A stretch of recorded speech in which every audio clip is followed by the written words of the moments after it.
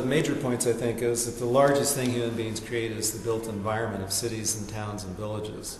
And when you start from that, you begin to realize that this subsumes many other technologies, the automobile industry, the energy industries, the transportation like streetcars and metros and so on, and the architecture itself, the building of these buildings, which can be quite enormous, or they can be little buildings that scatter out into the countryside and cover agricultural land with asphalt and paving and so on, which is, by the way, much bigger than the bigger buildings where you can just walk around the corner, say from an apartment house instead of a house, to get to a cafe and things you need to buy, and hardware stores and banks and whatever you need.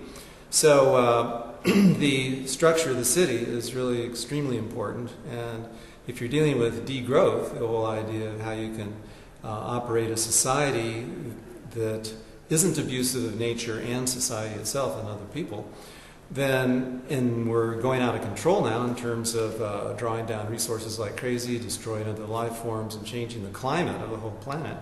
Well, how do you deal with that in a really effective way? You have to be big. There's no way, I mean, this situation is a big situation, so you need to get down to the really big items. And one of the most important ones is to change the city so that it's much littler. And the way you do that is withdraw from sprawl, or one of the words we have for it is roll back sprawl, a little slogan there.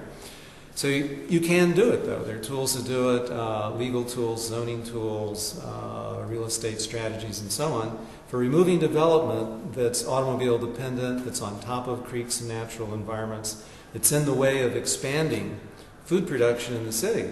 You know, you can take away asphalt and produce soil for food, just as you can cover soil that produces food with asphalt. But you have to actually think it through. So a really important thing is to get this insight out there that if you're interested in degrowth, or if you're interested in lowering human impact on the world, then one of the most crucial things is to redesign the city. And if you don't talk about that in the context of climate change, and if you're off talking about the virtues or the problems of GDP or of capitalism, somebody said earlier, just ignore GDP, you know, and things will start taking care of themselves better, one of our initial speakers. I think that's basically true.